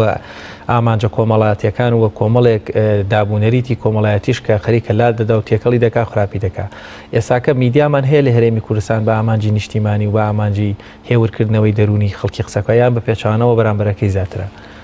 ئێمە بێ بڵێن ئایا ئێمە خەڵکانێکمان نێ دامەزراوێکی وا بێکە بەو ئامانجە ئیشکایان نا ئەگینا خودی و خۆی میدیا وەکو دەستگایە کە تۆ توانی بۆ هەردوو ئاڕاستەکە بەکاری بێنی چۆن مرۆڤایەتیەوەی باش و خراپیە ئەویش باش و خراپ بەکاری بێنی. بەڵام لە هەرێمی کوردستانە بارودۆخەکە وای لێ هاتووە ئێستا ڕاگەاندن تەنها گەاندنی زانیاری نییە، تەنها تەحلیلکردن نییە، ڕاگەاندن پێشەوەی ڕوودا و ڕووبدا ئەم پێشبینی حەدەث دروستەکە حەدەث دروستەکە بۆ ئەو ڕوودا و ڕووبدا پێشەوەی فەوزا و قەیران دروست بێ ئەم قەیران دروستەکە ینی کەوتۆتە پێش هەموو شتەکانەوە لەبەرەوە بەکار ئەهێنرێ بۆ ئەوەی قەیرانی پێ دروست بکرێ بۆ ئەوەی حەدەثێکی پێ دروست بکرێ بۆ ئەوەی خەڵکی پێ چاواشە بکرێ. ئەمە وای کردووە کە نابینرێت زۆر بەکەمی پەیامێکی میدیایی لە هەرێمی کوردستانە ئەتوانی ببینی کە یەکلاییکەیتەوە کە ئەمە بنەمای ڕازگۆیی تەواوە کە ئەمە ئەرکی بەرپرسیارەتی کۆمەڵایەتی لەسەرشان گیراوە کە ئەمە فەرهەنگی پاراستووە کە ئەمە لە ڕووی ئاینیەوە ئەوێ بنەمای ئاینی بپارێز هەتاوەکو کۆتایی زۆر بەکەمی ئەبینی هەوڵ هەیە بەڵام لەبەرەوەی لێشاوەکەی تر فراوانە ئەم ناتوانێت سەرنجەکان کۆ بکاتەوە ناتوانێت پامەکان بگەێنێ بە وەرگریکە هەیە ئەو مۆدلەی تری ڕاگەاندن کە باسم کرد ئەو مۆدلە بۆ بە بربەستێکی گەورە لە بەردەم ئەم مۆدلە دروستەیە کە ئێوە ئیش بکە ینی ئەو ڕاگەاندنانێکەوە بە دروستی ئیش بکە کۆمەڵێک ڕاگەاندن یان دامەزراوەی تر لە بەردەمیا بوون بە بربەست ناڵن تەندروستەکە ئیش بکە بۆ نمونە لە ڕووی دراماوە ئێمە درامای کوردیمان هەیە من لە ئێوە پرسم ئێوە لە ساڵێکە سەیری چەند درامای کوردیتان کردووە کە بەرهەمێنانی خۆمان بێ لە هەر کەسێک بپرسەرم وەڵاماڵێ بۆ لەبەرەوە کۆمەڵێک میدیا هەیە بە لێشا و بەرهەمی بیانیان هێنایە و دۆبداژیان کردو بۆ سەر زمانەکەی خۆت وای کردووە کە ئەمەی ئەو گروپەی کە یانەوێ درامایەکی کوردی دروست بکەن بەرنمەیەکی تەندروست و جوانی کوردی دروست بکەن خەرجەکان هێندە زیادە بێ ناتوان بەداهات بکەن هەر وەکو تەماتە فرۆشتنەکەی خۆمان وایە وەکو میوە فرۆشتنەکەی خۆمان وایە هێندە هاوردە زۆرە بەرهەمە ناوخۆیەکەت خەڵکی نابێت ئەمە میدیایە ئەیکە ئەمەیان ڕاگەان نەیکە هاوردەیەکی زۆر ئەخاتە نێو دامەزراوە میدیایەکانتانەوە و بە حسابی خۆی خۆماڵیانەکە بە زمانەکە وەرەگێڕێت خۆ خودی فەرنگەکە ناتوانێت بگۆڕێ ئەو ناتوانێت جلوبەرگی کاراکتەر و ئەو ناتوانێت حیوار و ئەمانە هەتا کۆتایی بگۆڕێ بە زمانەکە گۆڕێ وەکو وایە تۆ هەموو سنوورەکان بکەیتەوە بۆەوەی میوەجاتی وڵاتان بێتە ئێرە بەرهەمەکەی خۆشت وای لەیە کە ئێمە ئێستا لە میدیاکانی شەو خۆمان ئەیبینین زۆر باش مامۆستا ئێستا ئەوەی کە زۆر سەرنجی لەسرە دەبینین کە تەواوی میدیای بیسترا و بینرا و تیڤی و رادیۆ ئەوانە هەمووی کۆبەتەوە لە سۆشیال میدیایە ینی تەواوی بینەر ئێستا لەسەر سۆشیال میدیایە لەسەر تۆڕە کۆمەڵاتیەکە دقیقتر لەسەر فەیسبووکە بۆ نمونە ئێستا زۆرێک لە بەرپرسەکان دێن پیجێک دروست دەکەن و کە بۆ لەدان لە پیج لە کەسایەتێکی دیکە بووە بۆ بەرزکردنەوەی کەسایەتی خۆیان ئەمانە لە کۆمەلگادا تا چەند کاریگەریان دەبێت وە ئەو هۆکارانە چینکە هوا دەکات کە خۆی کاریگەریەکە لە چیەوە دروستە بێ وەکو باسم کرد لەبەرەوەی ئەمان بینەریان زۆرە بەکارهێنەریان زۆرە بۆ نمونە تەلەڤیزیۆنێکی ڕسمی هێندەی خەریکواز لە تەلەڤیزیۆن دێن و خەریکەنی هەرمیدیای نوێ وای کردووە کە دانیشتنی خێزانێک بە دیار شاشەیەکەوە نەماوە هەر تاکە و شاشەی خۆی هەیە پەیامی خۆی وەرەگرێ کاتێکە وەرگرتنەکەی ئاسانە بینەرەکانی زۆرە ئەنجا پێوەری هەیە بۆی ئەو بزانێ من نازانم کەناڵێکی فەرمی چەند بینەری هەیە و چەند کە سەیریەکە چەند کەس بەدڵیەتی چەند بەدڵینی قسەیان چیە لەسەری بەڵام ئەم تۆڕە کۆمەڵاتیانە لە پێناو لایەنە بازرگانیەکەیە وای کردو کە ئەم پێوەرانە دانێ تۆ بزانێت چەند ڤیو هەیە چەند شێری هەیە چەند داونلۆدی هەیە تا کۆتایی ئەو کاتەکە کەسەکە زانێت سەنگی ئەمە زۆرە پامەکانی بە زۆرترەگە چاواشەکارێکی خێراترە دروستکردنی قێرانێکی خێراتر ئەمە بەکارێنێ و ئەمە سیفاتی بیستن و بینین و نووسین و تەعاملیانی هەم میدیایەکی ساردە هەم میدیایەکی گەرمە هەردوولانێکی تیا لەبەرەوەی زۆر بەکارێنێ لەبەرەوە ئەوانەی کە مەبەستیانە لە نێو خەڵکیە لە نێو کۆمەلگایە بە زووترین کات قەیرانێک دروستکەن درۆیەک بکەن بەڕاست فەرهەنگێک بشێوێنن بنەمایەک تێبکەن یەکێک بشکێنن یان ئەم لایەنەیان بەکارێنن لەبەرەوە بەکارێنانی بۆی ئاسانە پارێکەمی تێچێ و پارەی زیادیش پێیاکە و بینەری زۆرتریش ئەی بینێتەوە زۆر باشە کەواتە کاک دکتۆرەگەر ئێمە لەوە دەست پێ بکەین کاریگەریە خراپەکانی ئەم جۆرە لە میدیا کە بەداخەوە لە هەرێمی کوردستان زۆر باو بۆ بە تایبەت لە سۆسیال میدیا و لە تۆڕی کۆمەڵاتی فێسبووکە بینی ڕۆژانە پەیامی هەڵا دروستکردنی قەیران دروستکردنی ئەو پێجانە راپۆرتێکی سەرڕاکێژە خاتە ناو بابەتەکەی بۆی دنیایەک حاڵەتی دەرونی هاوڵاتیان تێگەچێت لە هەموو بارە جیاوازەکانە ئەمە کۆمەلگا بە چ ئاقارێکە بە ئایندەی میدیا بە چ ئاقارێکە بە کاریگەرە خراپەکانی چین یەکەم کۆمەلگای خستۆتە نێوان دوو فەزاوە فەزایەکی واقعیمان هەیە ئێمە کە تایە ئەژین فەزایەکی مەجازیمان هەیە کە لە نێو خەیاڵ و هزری خەڵکانێکە کە تۆ تیا ناشی بەس ناچاری خراویتە تەناوەوە یعنی چی؟ یعنی من خاوەنی دامەزراوەیەکی میدیاییم لە میدیایەکی نوێن بەدەسەوەیە دیجیتال میدیاەکەم بۆ خۆم ئەمەوێ ئەوانەی کە لە دەوروبەر من بیان خەمە فەزایەکەوە لە واقعەکە بە دوور بن بۆ ئەوەی من خۆم لە واقع ئیشی خۆم بکەم یەم چی یەکەم کۆمەڵێک بەرهەمی میدیایی راپۆرتە وتارە هەر شتێک هەیە کە لە خەیاڵا هەیە لانی لە واقعا دروست نابێت لە خەیاڵا هەیە ڕاست نین دروستەکەم کە تۆ ئیتر ئارەزووی ئەم واقعەکەی یعنی لە تاکەوە بیگرە هەتاوەکو خێزان و کۆمەلگا چۆتە ئێرەوە واقعەکەیە ئێمە تیاژین بۆ نمونە نەخۆشیەک هەیە ئێستا لە ناو کۆمەلگای هەیە و واقعەتێکی هەیە ئەم واقعەت جیاوازە لەو واقعی کە فەزا مەجازیەکە فەیسبوک وەکو بەڕێستەڵەی دروستیەکە تۆ خاتە نێوە فەزایەوە بەوەی مامەڵە لەگەڵ ئەم واقعەیە بکە لەبەرەوە وەرگری ناڕۆشنبیر هەمیشە لە فەزایەکە ئەجوڵێتەوە کە ناواقعیە وەکو خەوایەتیایە هەمیشە لە خەوایە بەردەوام لەو خەوایە ئەمێنێتەوە ئاگای لە واقعەکەی خۆی نامێنێ لە کاتێکە ئەم ژیانی ئەسڵی لە ناوە واقعایە ینی ئەو بارودۆخەیە کە تایەتی نەکە و بارودۆخە خەیاڵاویە مەجازی کە بۆی دروست کراوە سێری کە چۆن تاکوالەیەکە بۆ نمونە گەنجێک چ کوڕ حەزەکە باڵای بەرز بێ حەزەکە دەموچاوی سپی بێ حەزەکە چاوی گەورە بێ هاتۆ لە فەزا مەجازیەکەیە لە فەیسبوکە لە تۆڕە کۆمەڵاتیانە ئەم حەزەی بۆ هێناوەتە دی وێنەیەکی خۆی ئەگرێ باڵای بەرزە چاوی گەورەیە شتێکی ترە کاتە ئەم لە چی ئاژی لەوەیەشی کە ئەم گەنجە خۆی لە وێنەیە خۆی لەمەیە بینێتەوە لەم مەجازەیە کە باڵای بەرزە و چاوی شینە و چی و چی و چیە واقعەکەی نییە بەڵام من لە واقعا مامەڵەی واقعی خۆی لەگەڵاکەم لەبەرەوە ئەمە تاک کۆمەلگاش ئێستا زۆربەی ژیانی کۆمەلگای ئێمە بەهۆی ئەم تۆڕە کۆمەڵایەتی و میدیاوە لە ناواقعش ینی لە بارودۆخی ئاسایی خۆی کە ژیانی تیاکە لەیان ناشی لە خەیاڵاشی لە فەزایەکی مەجازیاشی ئەیکە ئەمە وابوو بارودۆخە ئەسڵەکەت لە دەست دەرەچێت لە دەست تۆ نامێنێ ژیانت لێ تێکەچێ بۆیە کۆمەڵێک حاڵەتی کۆمەڵایەتی ناتەندروست هەیە لە ناو کۆمەلگا سەری هەڵداوە زیاد بووە نەخۆشی دەرونی هاتۆتە ئاراوە بۆ نمونە لە مەسەلەی اقتصادا لە مەسەلەی اقتصادا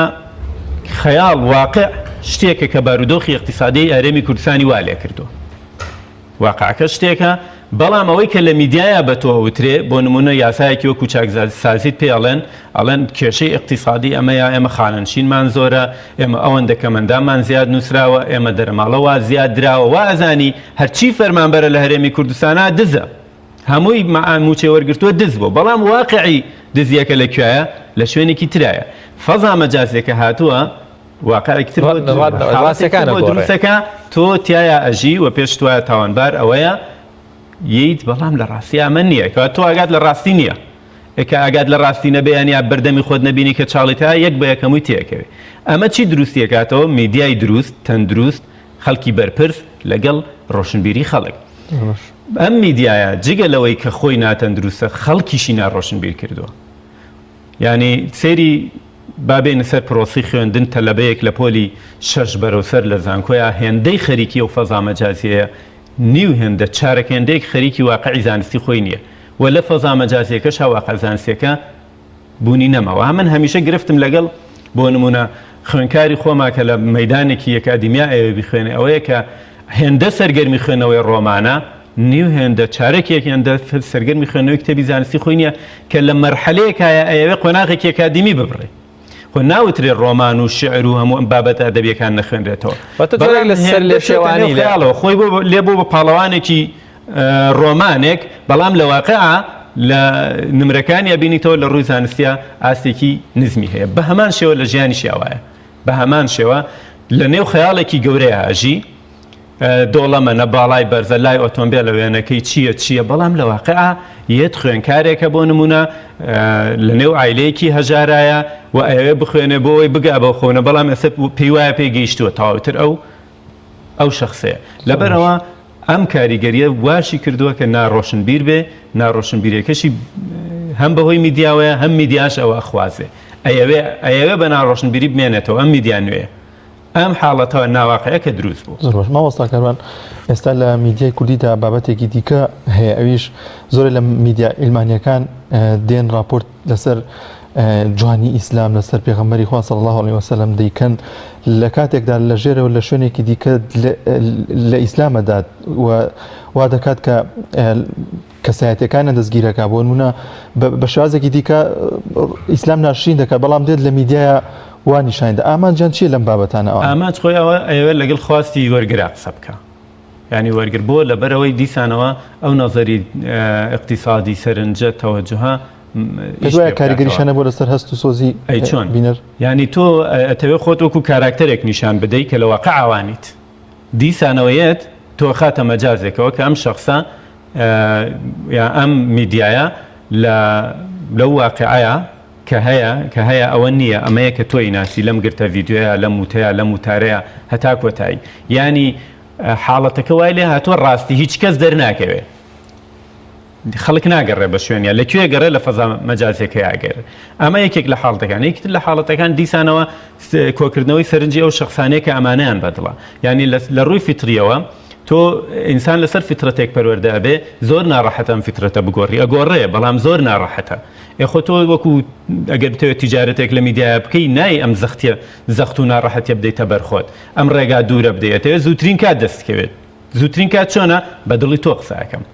بۆ لەبەرەوەی لایەکی تۆ وەرگرم سەرنجی تۆ وەرگرم شێری تۆ وەرگرم ئەو کاتە تیجارەتی پێوەکەم تەماشاک ئەو جۆرە پەیامانە من هەر خۆت سەرنج بدە ئەو جۆرە پەیامانە لە پەیامی یەکەم و دووەم و سێمە لە دوایەوە بزانە چییە گۆڕێتیایە بابەتە تیجاریەکە ڕێکلامە گۆڕێتیایە فرۆشە گۆڕێتیایە پەیجێک بەهۆیەوە فرۆشە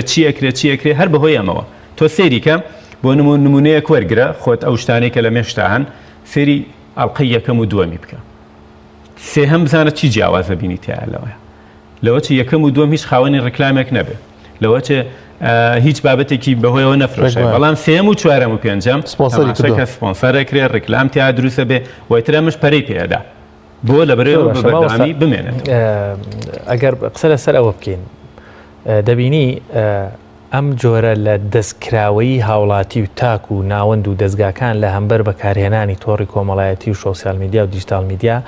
لە بەشێک لە وڵاتانە کە ڕەنگە چەند هەنگاوێک لە پێش ئێمەوەش بن لە ڕووی کللتور و فەرهەنگ و پێشکەوتن و تەکنۆلۆژیاوە بەڵام فیلتەر دەکرێن بۆ هەموو کەسنی هەموو شتێک بەکاربێنێ تەنانەت هەبووە لە گەرمەی پرۆسەی هەڵبژاردنا مەسەلەن سیاسیەکان حاکمی وڵات کۆمەڵێک باڵێن تۆڕی کۆمەڵایەتی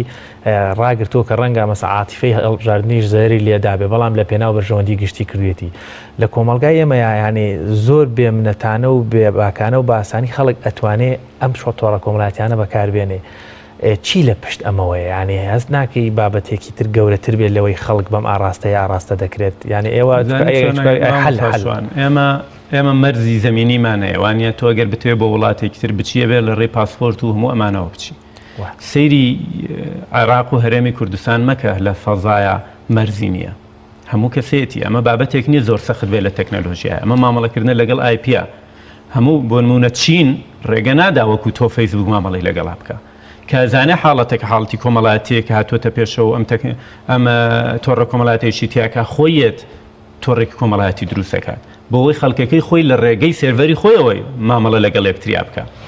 بۆ لەبەرەوەی کۆنتترۆل و سێڤەری خۆی مەرزی هەیە ناڵێ هەموو کەس بێتە ژوورەوە هەموو کەس وەکو شخص نا هەموو ئەفکارێک هەموو فەرهەنگێک ڕێگە بەمە نادا هەموو دنیامەی هەیە و ئەمە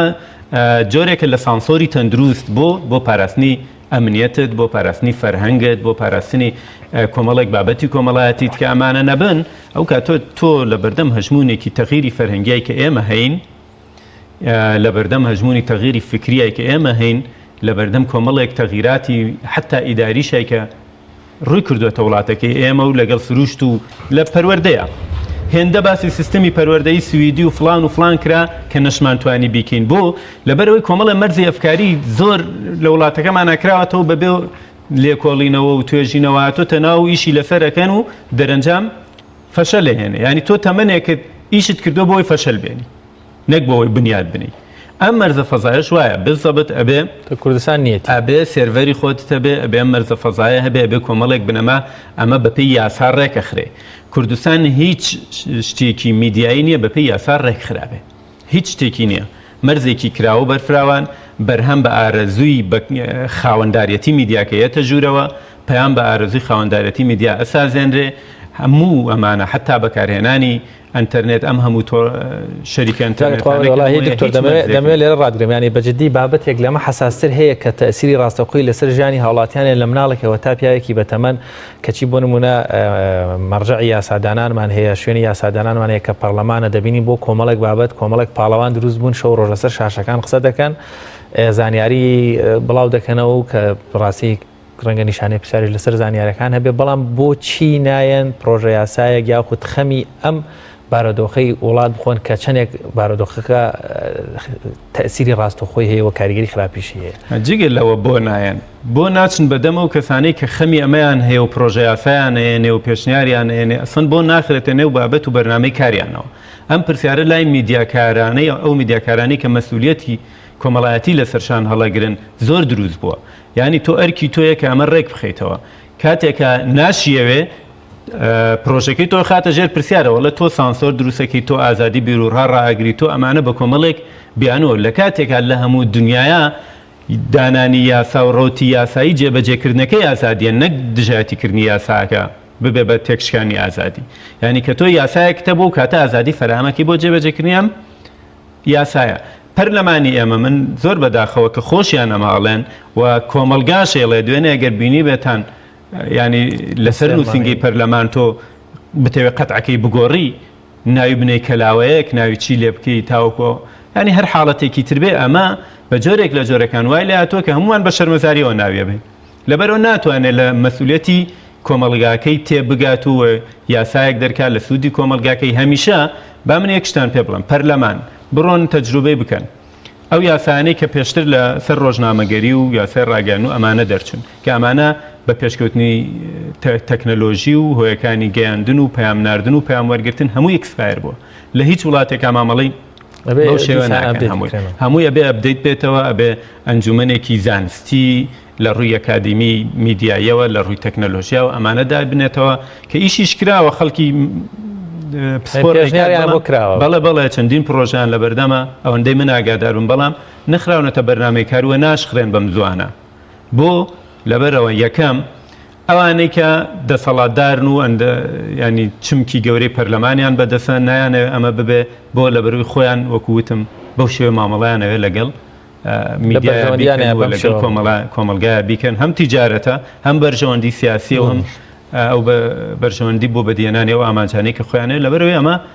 ناکەن کە بەجددی مەسئولیەتی تەنها میدیاکاران نییە بەڵکو و مەسئولیەتە گەورەگەش لەسەر خودی پەرلەمانەکە میشانە بکات و ڕێکی بخات و یاسایەکدانێ ئەگەر چی بەداخەوە یاساگانیش لە پەرلەمانیەمەکەدایانێ ئەوەی مەبەست بێ ئەوەی بەرژەوەندی تابێ ئیجراکرێنە ئەوەی بەرژەوەندی ماوەسەکەران ئێستا لە سوۆشال میدیا کۆمەڵی ئەکتەر پیابوون شەڕەجنێ و شەڕە قسە و ئەم وەڵامی ئەوە داتەوە ئەم وەڵامی ئەوە داتەوە یاخود نمایشکردن و کۆمەڵێک شتی ئەخلاقی ئەمان تا چەند کاریگەری هەیە لەسەر ئەخلاقی کۆمەلگاوە بۆچی ئەشتەچەنم لەوانێ وەڵامێکشمە بێ بۆ ئەمە بۆچی حولایەنە پەیوەنددارەکان خەمێکی ئەمان ناخۆن لەلایەن پەیوەنددارەکان پیجی من بڵم کە لەوانەیە ئەمە سیاسەتێک بێ بۆ دەسەڵاتکردنی گەنج بۆ متکردنی گەنج کە لە ڕووداوە سیاسەکان لە بابەتەکانی دیکە کە پێی بە ژیانی خۆیەوە هەیە بێدەنگ من یەک پرسیار لە تۆ بکەم پێشەوەی وەڵامیەوە بمەوە تۆ ئەگەر بتەوێ بۆ نمونە لەگەڵ مامۆستاشوانی هاوڕێتە لە شتێک تووڕەبی و بتەوێت قسەیەک بکەیت چی ئەتگەڕێنێتەوە بۆ ئەو قسەیەنەکەی ڕێز و هاوڕێتی و فەرهەنگ و کۆمەڵێک شتە گەڕێنێتەوە بۆ ئەم قسەیەنەکەی باشە بەڵام کە ئەم نمونەیە لە فەزای مەجازیە دروستە بێ هەر چیەکی بوێ کات چی دروستەکە تێکشکاندنی ئەو ڕێزە سبەینێ ئەو گەنجەی کە لە دوای من و تۆیت ئەو نەوە نوێیی کێت ئەم سنوورە نامێنێتەوە بۆ قسە نەکردنی ینی فەرهەنگێکی ئەوەی کورد پێڵە دەمبەرەڵایی جوێندان نامەسئولیت بەرامبەر بە شەرەف و کەرامەتی یەکتری نامەسئولیت بەرامبەر بە ڕێزی یەکتری دروستە بێ کێ دروستیەکە ئەمان دروستیەکان نەکە من بۆ خودی هەندێک ئەندام پەرلەمانتاریشکان فەرەنگیان هێنایە ئاراوە لە بە زانستیانە مامەڵیان نەکرد لەگەڵ وەزعەکانە مەسئولیەتی فەرەنگیان نەبوو ئەم مامەڵیان هێنایە ئاراوە دوجار بۆ خۆشیان پینە ناکرێتەوە هەمان ئەو گلەیە هەیە کامە چوێنە تۆڕە کۆمەڵایەتیەکانیشەوە ئەمە ترسناکترین بابەت لە ناو تۆڕە کۆمەڵایەتیەکانە ئەم حاڵەتەیە کە تۆ هیچ پەردەیەکی ڕێز و شەرم و فەرهەنگی نێڵیتەوە لە قسەکردنە لە دەبڕینی ڕایە لە هەر شتێکی ترابێ حتا تۆ کە ڕاکەشت زانستی دروستە لە بەرامبەر کەسێکی گەورەیان نابێ بۆ شێوەیە دەری ببڕیکە لە تۆڕە کۆمەڵایەتیەکانە دەوترێت و ئەوترێتەوە من هەمیشە ڕائیم وایە کەسێکە مەسئولیەتی تۆی لەسەرشانەکەتێک کەسێکە بە پەرپرسی تۆیە ئەبێ پەردەیەکی شەرمە بێ بۆی هەندێک شت بە شێوازی تایبەت بڵێ نەک نێڵی ئەمە جیای ینی بۆ نمونە هەڵەیەکەیە مەسئولێکە هەڵەیەکێ ئەبێ بە شێوازێکی تایبەت بڵێ بۆی پەردەی شەرم بمێنێتەوە هەمیشە بۆ خەڵکانی تر شەرمێک ناڕێت لە وتنی حەق بگرێ بەڵکو ئسلوبێکی بیتێ کە حەقێک بە جوانی بڵێ خۆی چەند جوانە تۆ هێندە بە جوانی بڵێ ئەمەی تۆ ێڵەی ڕێکەمەی تێپەڕاندووە حتا کۆمەڵێک ئسلوبی تر هەیە کە بە بابەتی ترەوە شتێپەڕیەوە ینی خەریکە نەماوە بینی کوڕ و باوک و دایک و کێشەیەکی تریژێ ببوورە ینی ئەسم با لە سۆسیال میدیاش مەسەن بچینە دەرەوە کۆمەڵێک تەلەڤزیۆنی ڕسمی ئاسمانی هەن لە هەرێمی کوردستان کە بینەرێکی زۆریشیان هەیە و کوالیتیشیان بەرزە و مەسەلەن دیارە مەسەن سپۆنسەری باشیان هەیە ینی کۆمەڵێک بابەت دەکەنە بابەتی تەوەری بەرنامەکان کۆمەڵێک کارکتەر دێنە سەر کارکتەری کە خودی کارکتەرەکانیش قوربانین بێەوەی بخۆیان بزانن ینی ئەم مۆدلی لە میدیاکاری میدیاش لە کوردستان هەمانە کە ئەویش پێم وابێ ینی کێشۆگرفتەکانی ئەویش زۆرن ئەمە بەڕاستی با بڵێن ناوچێن بێ کاڵایی و بێ بەرهەمی میدیاییە نەک ئەو کۆمەڵە کاراکتەری کە ئەم بەڕێزە باسی کرد لە تۆڕە کۆمەڵەتەکانە هەن و دیسان بەکارێنەوە لە میدیای فەرمی جارێ گەورەترین هەڵاوەیە کە تۆڕە کۆمەڵایەتیان ببن بە کەرەستەی میدیای فەرمی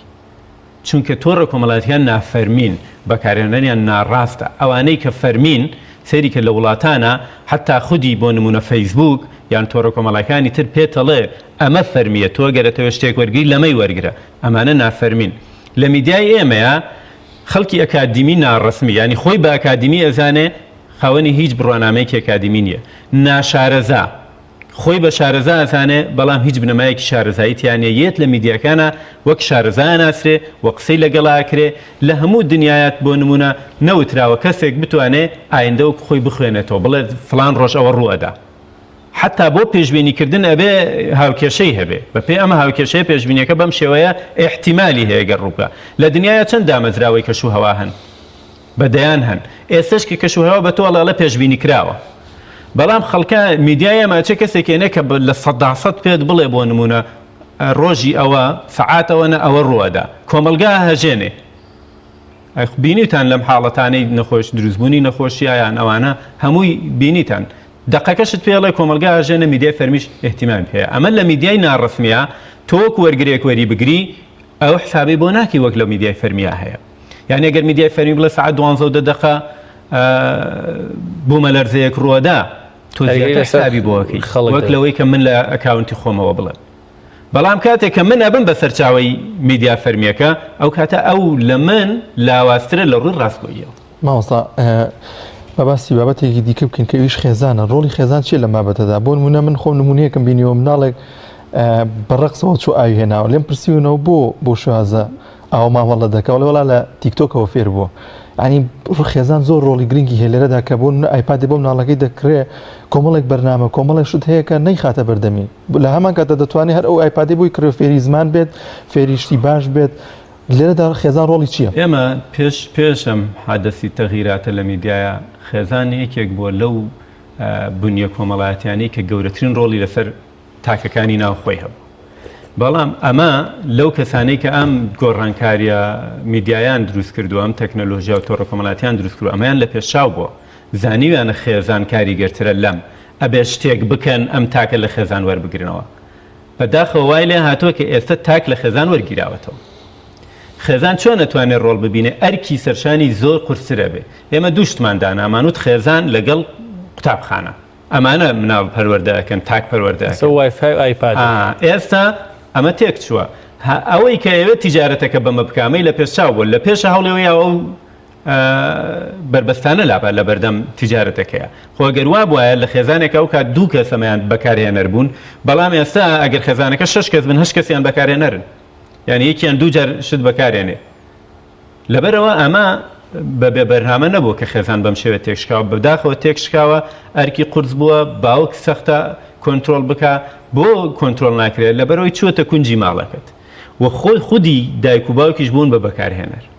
تۆ کاتێک کە توانی بڵێ مناڵ ئەمە بەکارمێنە کە خۆت لانیکەم کەمتر بەکارهێنەربی تۆ بەردەوام بەکارێنی چاو لە تۆکە بۆ مناڵ زوو فێری زمانی دایکێ بێ بۆی لەبەرەوەی دایکی هەرچی ئەڵێتەوە وەریەگرێ دایکی شێرچیەکە ئەم وەریەگرێ باشە کەواتە ئەرکەکە قورسە بۆ خێزان بەڵام هێشتا هەر دەتوانێت ڕۆڵ ببینێ هێشتا لەوە بەدەر نییە ئەبێت لەگەڵ خێزانە بەڕاستی دەوڵەت و یاسا و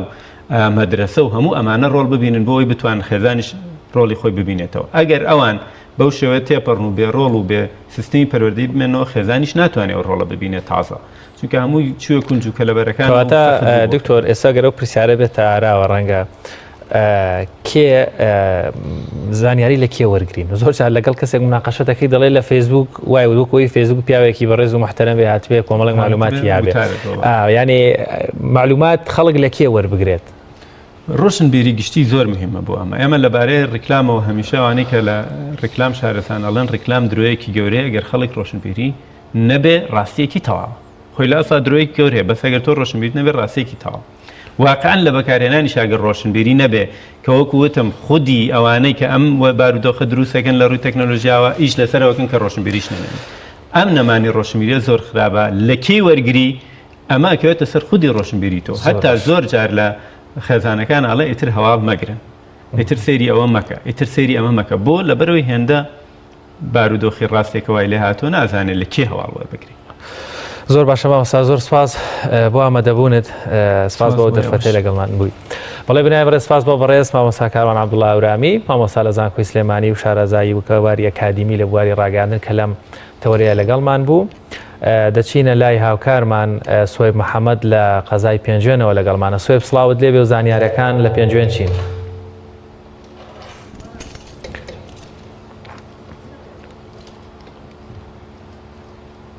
بەڵێ سڵای خۆی گەورە لێو لە بینەر و بیسەرانی کەناڵی ئاسمانی پەیام بێت قەزای پێنجوێن ئەگەرچی لە ماوەی ڕابردووە زۆرترین توش بوو ڕاگەنراوە بەڵام لە ئێستادا ماوەیەکە دەنگی کۆرۆنانیە بەڵام لە دوای قەزای سەی سادق قەزای پێنجوێن زۆرترین حاڵەتی مردنیە کە نزیکەی 7 کەس هەتاکوی ئێستا بە ڤایرۆسی کۆرۆنا گیانیان لەدەستداوە و ڕەوشی ژیان لە قەزای پێنجوێن دەتوانم بڵێم لە چاوەوەی زۆرترین حاڵەتی مردنەیە کە هەتاکو ئێستا 7 کەسە بەڵام ئەوەی هاتی هەتاکو ئێستا ڕەوشی ژیان لە قەزای پێنجوێنە زۆر ئاساییە یعنی من کەمێک پێش ئێستا لە بازاری قەزای پێنجوێن هاوڵاتیان ینی تا ڕادەی پابەندی ڕێمای تەندروستیەکان نەبوون و ژیان لە قەزای پێنجوێن ئاساییە و دوکانەکان کراوەتەوە بەڵام ئەوەی کە هەتاکو ئێستا هەیە مزگەوتەکانە کە داخراوەوە هەتاکو ئێستا نەکراوەوە هەروە مەرزی نێودەوڵەتی باشماغ هەتاکو ئێستا مەرزەکە جموجوڵی بازرگانی تێدا دەکرێت و لە مەرزەکەدا بەڵام دەبێت شۆفێران پابەندن بە ڕێنمای تەندروستیەکانەوە دەبێت دەستکێش بکەن و دەمامک بکەن چونکە ڕێگە نادەن بە هیچ شۆفێرێک بازرگانی بکات دەبێت دەمامک بەکاربێنە بەڵام لە ئێستادا ڕەوشی ژیان لە قەزای پێنجوێن زۆر ئاساییە و هاوڵاتیان سەردانی بازار دەکەن بەڵام ئەوەی هەتاکو ئێستا هەیە دەرگای مزگەوتەکان هەتاکو ئێستا داخراوە و هەروە شوێنە گشتیەکان داخراوە بەڵێ ئەمە زانیارەکانی قەزای پێنجوێن سوێ بیستمەوە پرسم جموجۆڵەکانی مەرزی نێودەوڵەتی باشماخ تەنها لە چوارچێوی بازرگانین و ڕێنمایە تەندروستیەکان لەوێ جێبەجێ دەکرێت و هیچ هاوڵاتیەک بە هۆکارێکی تایبەت یاخود حاڵەتێکی خاص بۆی هەیە هاتو چۆپکات یاخود بە هیچ شێوەیەک تا ئێستا هیچ بڕیارێک لەو بارەیەوە نییە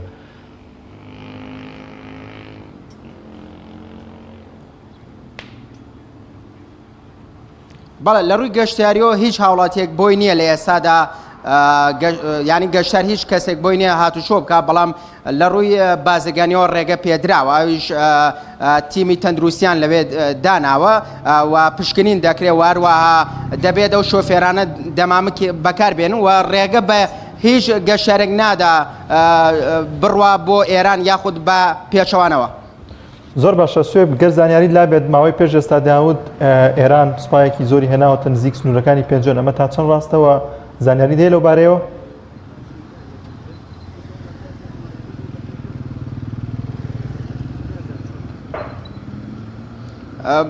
بەڵێ ئەوەی کە هەیە لە گوندێکی بناری سوورێن هەتاکو ئێستا بازگەیەکی داناوە بەڵام وەکو جوڵە لەوانەیە لە هاوڵاتیانیش هەتاکو ئێستا ئاسایی بە بەڵام لە ماوەی ڕابردووە ئەوە هەبووە بە بیانووی پەکەکە تەنانەت گوندەکانی بناری سوورێنی تۆباران کردووە بەڵام ماوەیەکە ینی ماوەیەکی چەند ساڵێکی هەتاکو ئێستا دەنگی تۆباران نییە و لە ماوەی ڕابردووە وەک ئەزانین گوندەکانی بناری سوورێنی بەهۆی ئەوەی بوونی پەکەکەوە تۆبارانی دەکرد بەڵام لە ئێستادا جموجوڵێکی وانە بۆی ڤایرۆسی کۆرۆناوە زۆر باشە سوێب ویستم ئەوەت هەر لێ پرسمەوە ینی ئێستاکە لەبەرەوەی پێنجوێن بەداخەوە قوربانێکی زۆر بە کۆڤید-19 گیانیان لە دەستدا پێم وایە بێگەر هەڵ نەبم لەسەر و 60 نەفەرەوە بوون ئەگەر ئامارەکە هەڵە نەبێ بەس لە پێنجوێن ئێستاکە بەگشتی ڕێژەی توشبوون ئەوەی لاد هەبێ بەرەو سەرتر دەڕوا یاخود وەستاوە یاخود دادەبەزێواتە کۆرۆنا لە پێنجوێنە کەمی کردووە وەڵ خۆیەتی یا زیاد دەکات لە کاتێکدا پێشتر لە ڕابردوودا سەرچاوی بڵاوبوونەوەی ڤایرۆسەکە بوو لە پێنجوێن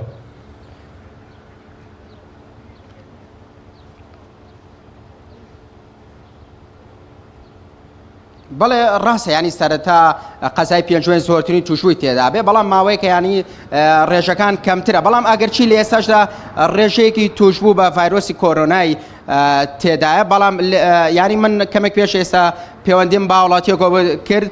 وتی ینی زیاتر لە 1000 توشبوو لە قەزای پێنجوێنەیە بەڵام لە ڕووی تەندروستیانەوە تەندروستیان زۆر باشە خۆیان لە ماڵەکانی خۆیان کەرەنتین کردو و هەروەها لە ئێستادا کە تەندروستیان زۆر باشە گەڕاونەتەوە بۆ ماڵ و واروە ئەو کەسانەشی کە توش بوون لە ئێسادا ڕۆژی تەندروستیان ینی جێگیرە و زۆر کەس لە قەزای پێنجوێن توش بووە بەڵام گەڕانەوە بۆ نەوەی خێزانەکانیان و ئەو نەخۆشیانیان تێپەڕ کردووە بەروە لە ئێستادا ئەتوانم بڵێم هاوڵاتیان پابەنین بە ڕێنمایە تەندروستیەکانەوە زۆر ئاسایە لایەن نەخۆشیەکە لایەن ئاساییەوە ئەگەر بڵێن کەسەکە توش بووە زۆر لایەن ئاسایە و هەتا ئێستا ینی 7 کەس بە ڤایرۆسی کۆرۆنا لە قەزای پێنجوێن گیانی لەدەستداوە. سپاس بۆ هاوکارمان سوێب محەممەد لە قەزای پێنجوێنەوە لەگەڵمان بوو سپاس بۆ زانیاریەکانت. بەڵازان راپۆرتێکمان هەیە کە باز لە ڕاینەرێکی وەرچی دەکات لەولێر ڕاینەرێکی قسە خۆش و کە بۆتە جێگەی سەرنجی وەرچاوانە پێکەوە بینەری دەبین. ئافرێ بە قسەی مەکە قسەی مەکە تۆ ریاضیەکە لاکش لێ بۆ قسان ناکەی تۆ یاڵا قسەی مەکە بابە. ڕۆژگار گەنجێکی تەمەن 36 ساڵانە و ڕاهێنەری تیپێکی میلیە لە شاری هەولێر ئەوەی ڕۆژگار لە ڕاهێنەرەکانی دیکە زیاد دەکاتەوە بەردەوام بە جلی کوردی لە یاریگە ئامادە دەبێت و بە قسە خۆشەکانی یارزانان و هاندەرانی تیپەکەی دەخاتە پێکەنین و خەندە دەخاتە سەر لێوەکانیان هانی یارزانەکانیشی دەدات ئاستێکی بەرزتر نیشان بدەن. شش داعیبی ئاسانە والله ئاسانە والله ئەم هەمزانێت چەک و فەلەقان گوتێن ربا بە شش داعیبی ئاوا بەگۆلە قۆرتە سەر ئاوا کە گۆلە. ریاضەوە هەیە لێکردیم ئەگەر ریاضی نەکەم لەوانەیە تووشی غەرەتی تووشی کارەساتێکی بم بەس ئەم بەردەوام دەم لە ریاضە خەڵکانش زۆر لە پاڵ پشتمانن بەڕاستی ئەمە زممان زۆرە لەم لایشی بەس وەزعەکە بڕێکنا لەبارە ئێستا لەبە کۆڕۆنۆشتی دەنا ئەمە بە خۆمان زمورمان گەلێک زۆر لە ئەم گەمەکان ئامادەیە بەس دەبەوەی وەمان لێکردی لەبە کۆڕۆنە و وەزارەتی تەندروستی ڕێمایەکان جێبەجێ دەکەیت. والله کاری من کاری دڵخۆشیە کاری بەخۆ زانی ئەخرکانێک دێتە وەرزش دەکات شەشی عەرسە جوان بدینی ناو سەعید نمایشی جوان بدینی کاری منیش ئەوەیە بە زریش کوردی عەز دەکەم لە ڕایەنایەتی بکەم هەتا دەمرم هەتا ئەوەش دەبم و قاتی کوردیش دەبەرەکەمان دەگەمان بەس خەرکانێک زۆر دەرێن بە قاتی کوردی عەزمان لێ ئەمش دریان ناشێنم ئەو جەمارە خۆشەویستە پاڵپشت مەمنونیان لەبم کە لە جێگانی دوور دێن تۆپانەی مەشێ کاکە والله هەمە ئاسنیە لە پێێتەوە لاستقە بە قورئان لاستقەی چرینایە بە پاسات بکە خلاص ماشي ڕۆژگار تەواوی کاتی ئاسایی یاریەکانی تیپەکەی لەسەر قاچەکانی دەوەستێت و جگە لەوەی ناتوانێت دابنیشێت لە یاریزانێکی ژمان دووترە چونکە بەردەوام لەگەڵ هێرشەکان هاتچۆ دەکات کەمترین کات بێدەنگ دەبێت ئەوەندە قسە دەکات و ڕێنمایی دەدات تەواو ماندوو دەبێت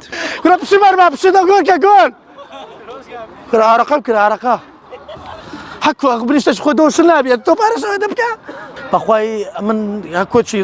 رياضي من او اخلاق وشتوله مش تشلم ميمتر توباني شرشاب وانا ناكري بيشوشي يعني توباني خوش دك زعما ام الدنيا خوش دكم لقى يا زانا كان برادر من او يعني ما كان من زي كان دس خوشيان لي دكم براستي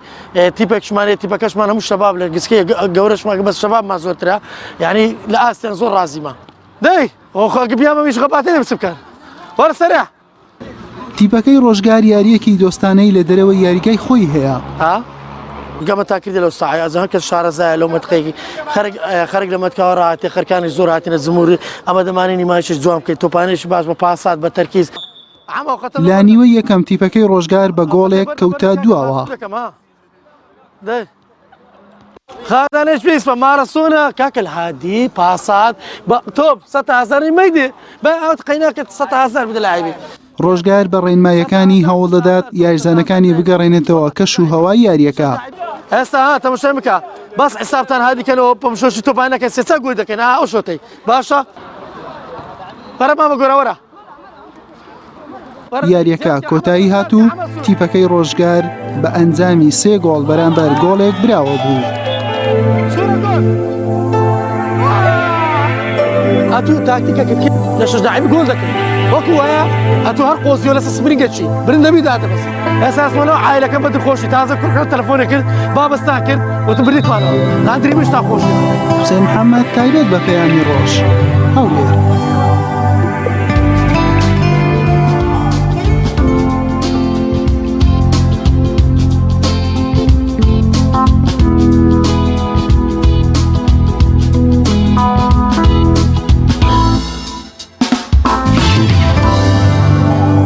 جێرانی عزیز بە یارمەتی هاوکارانمان بەنامێ ڕۆژمان پێشکەشکردن هیواخوازم کە سەرجەم بڕگۆ بابەتەکانمان جێگی سود و ڕەزامەندی ئێوە بوو بێت تا بەنامێکی دیکە بەخواتان دەستپێرین خواتان لەگەڵ.